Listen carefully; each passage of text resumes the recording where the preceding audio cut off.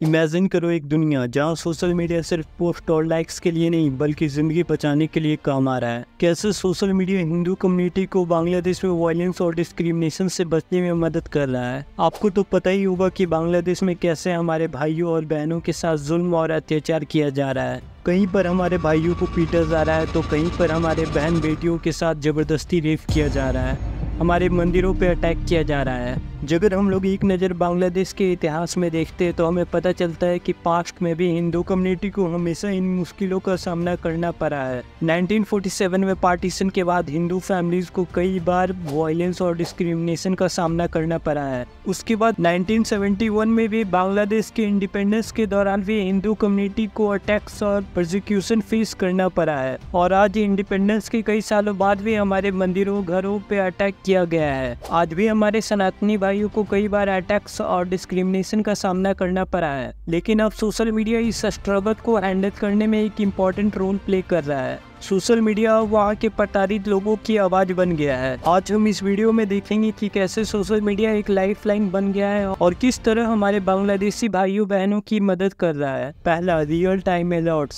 Social media platform जैसे Facebook, Twitter और WhatsApp वहाँ के प्रताड़ित लोगों के लिए रियल टाइम अलर्ट शेयर करने के लिए बहुत ही इंपॉर्टेंट टूल्स बन गया है, स्पेशली जब उन्हें बांग्लादेश में वायलेंस और डिस्क्रिमिनेशन का खतरा होता है। इन प्लेटफॉर्म्स के जरिए लोग तुरंत ऑनगोइंग इंसिडेंट की इंफॉर्मेशन शेयर करते हैं, जिससे दूसरे लोग अपने आप को और अपनी फैमिलीज को प्रोटेक्ट करने के लिए तुरंत एक्शन ले सकते हैं। मैं आपको एक एग्जांपल से समझाता हूँ। सोचिए एक सिचुएशन जहाँ बांग्लादेश के किसी छोटे से टाउन में एक हिंदू टेम्पल पर अटैक हो रहा है। वहाँ का एक लोकल रेसिडेंट जो ये सब देख रहा है वो तुरंत फेसबुक पर पोस्ट कर देता है या व्हाट्सएप ग्रुप में मैसेज भेज देता है। कुछ ही मिनट्स में ये इन्फॉर्मेशन दूसरे कम्युनिटी मेंबर्स तक पहुँच जाता है। इससे वहाँ के लोगों को डेंजर के बारे में पता चल जाता है और वो अपने आप को अपनी फैमिली को सेफ रखने के लिए एक्शन ले सकते हैं। एक दूसरी सिचुएशन में मान लीजिए किसी विलेज में एक हिंदू लड़की का किडनैपिंग अटेम्प्ट होता है। ये इंसिडेंट तुरंत लोकल व्हाट्सएप ग्रुप में रिपोर्ट होता है। ये अलर्ट फिर मल्टीपल ग्रुप्स में फॉरवर्ड होता है और कुछ ही मिनट्स में हजारों लोगों तक पहुंच जाता है। इस इंफॉर्मेशन को तेजी से फैलने से कम्युनिटी मेंबर्स तुरंत सस्पिशियस एक्टिविटीज को देखने लगते हैं, विक्टिम को लोकेट करने में मदद करते हैं और लोकल लॉ इन्फोर्समेंट पर प्रेशर डालते हैं कि वो जल्दी से एक्शन ले।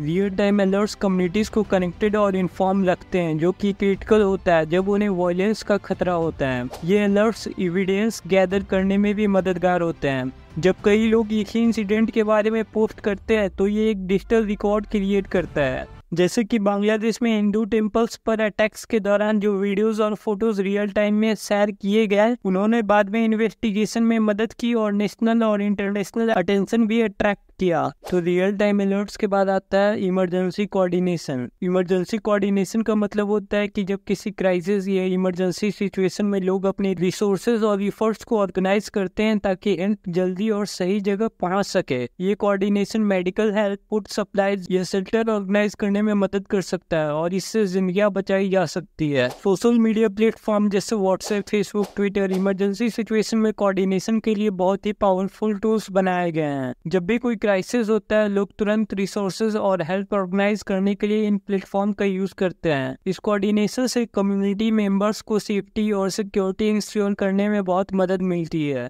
मैं आपको एक एग्जांपल से समझाता हूँ। मान लीजिए किसी एरिया में कम्युनल वायलेंस हो रहा है और कई लोगों को इंजरी हो गई है। ऐसे में व्हाट्सएप ग्रुप पर लोग तुरंत डॉक्टर, नर्सेज और मेडिकल सप्लाईज की जरूरत के बारे में मैसेज भेजते हैं। कुछ ही देर में लोकल कम्युनिटी मेंबर्स और वॉलंटियर रिस्पांस देते हैं और इंजर्ड लोगों को मेडिकल हेल्प पहुँचाने लगते हैं। इस तरह की कोऑर्डिनेशन से कई जिंदगियाँ बचाई जा सकती है। ओके गाइस, इसके बाद आता है raising awareness. Social media platform जैसे फेसबुक, ट्विटर और इंस्टाग्राम का एक और इम्पोर्टेंट रोल है अवेयरनेस रेज करना, स्पेशली जब किसी कम्युनिटी के खिलाफ डिस्क्रिमिनेशन या वायलेंस होती है। ये प्लेटफॉर्म्स लोगों को अपने एक्सपीरियंस शेयर करने, इनजस्टिस को हाईलाइट और बाकी दुनिया तक अपनी बात पहुंचाने का मौका देते हैं। इस तरीके के अवेयरनेस कैंपेन का इम्पैक्ट नेशनल और इंटरनेशनल लेवल पर देखा जा सकता है। मैं आपको एक एग्जाम्पल से समझाता हूँ। मान लीजिए किसी विलेज में एक हिंदू कम्युनिटी पर अटैक होता है। वहाँ के लोग सोशल मीडिया पर फोटोज वीडियोस और पोस्ट के जरिए दुनिया को बताते हैं कि उनके साथ क्या हो रहा है। ये पोस्ट जल्दी ही वायरल हो जाती है और कई लोगों तक पहुंचती है, अवेयरनेस स्प्रेड होता है और इसके बाद नेशनल मीडिया या ह्यूमन राइट ऑर्गेनाइजेशन भी इस मैटर को हाईलाइट करने लगती है। इसके चलते अथॉरिटीज पर प्रेशर बढ़ता है कि वो एक्शन ले। ओके गाइस, अब हम लोग मूव करते हैं मोबाइलाइजिंग सपोर्ट पे।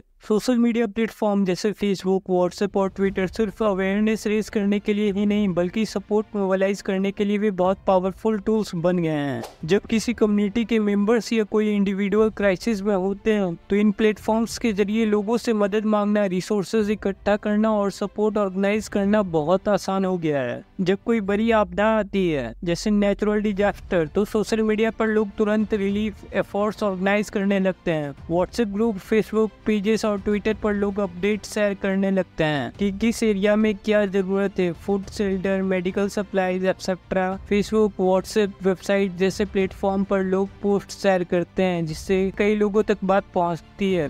ये पोस्ट लोगों से फिनेंशियल हेल्प की अपील करते हैं जिससे कई बार कुछ ही दिनों में 1000 या लाख रुपीस इकट्ठा हो जाता है। ये फंड्स उन फैमिलीज को अपना घर वापस बनाने या अपनी जिंदगी को दोबारा से शुरू करने में मदद करते हैं। तो गाइस, अभी तक आपने देखा किस तरीके से सोशल मीडिया हमारे भाइयों के लिए लाइफलाइन साबित हो रही है और बांग्लादेश के प्रताड़ित कम्युनिटी मेंबर्स सोशल मीडिया को यूज करके किस तरीके से अपने आप को प्रोटेक्ट कर रहे हैं और अपनी फैमिलीज को सिक्योर कर रहे हैं। मार्टिन लूथर किंग जी ने कहा था, injustice anywhere is a threat to justice everywhere. इस कोट के जरिए हम समझ सकते हैं कि जब हिंदू कम्युनिटी को बांग्लादेश में इनजस्टिस फेस करना पड़ता है तो सोशल मीडिया के जरिए जस्टिस और सपोर्ट का नेटवर्क बनाने की जरूरत है। ये डिजिटल रिवॉल्यूशन इस मूवमेंट में एक इम्पॉर्टेंट रोल प्ले कर रहा है। एक रियल लाइफ एग्जांपल के रूप में रिसेंट अटैक्स के दौरान सोशल मीडिया ने कैसे काम किया ये देखते हैं। जब किसी रीजन में वायलेंस होता है, लोकल ग्रुप सोशल मीडिया पे तुरंत अपडेट पोस्ट करते हैं और इमरजेंसी हेल्प कोऑर्डिनेट करते हैं। ये एग्जांपल प्रूव करता है कि सोशल मीडिया एक लाइफलाइन बन गया है। सोशल मीडिया की यूज के साथ कुछ चैलेंजेस भी हैं। मिस इन्फॉर्मेशन और र्यूमर्स स्प्रेड हो सकते हैं जो सिचुएशन को और कॉम्प्लिकेट कर देते हैं। इन चैलेंजेस को हैंडल करने के लिए एक्यूरेट इन्फॉर्मेशन और रिस्पॉन्सिबल यूजेस जरूरी है।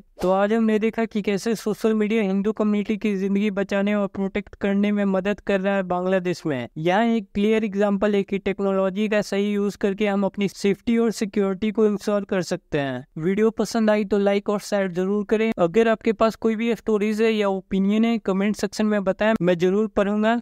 एक और बात जो हमें समझने की जरूरत है वो ये कि हिंदू कम्युनिटी के अंदर कभी कभी हम ब्राह्मण, डोम, चमार जैसे अलग अलग जातियों में डिवाइडेड रहते हैं। इस डिवीजन का फायदा वो लोग उठाते हैं जो हमारे धर्म को नुकसान पहुंचाना चाहते हैं। हमें समझना होगा कि ये समय एक दूसरे से लड़ने का नहीं बल्कि एक साथ मिलकर अपने रिलीजन को प्रोटेक्ट करने का है। हमें ग्रुप्स बनाकर और यूनिटी के साथ आगे बढ़ना होगा ताकि हम अपने धर्म और अपनी कम्युनिटी को बचा सकें। एकता में ही शक्ति होती है और यही हमारे आने वाले कल को सुरक्षित करेगी। थैंक यू फॉर वॉचिंग और मिलते हैं अगले वीडियो में।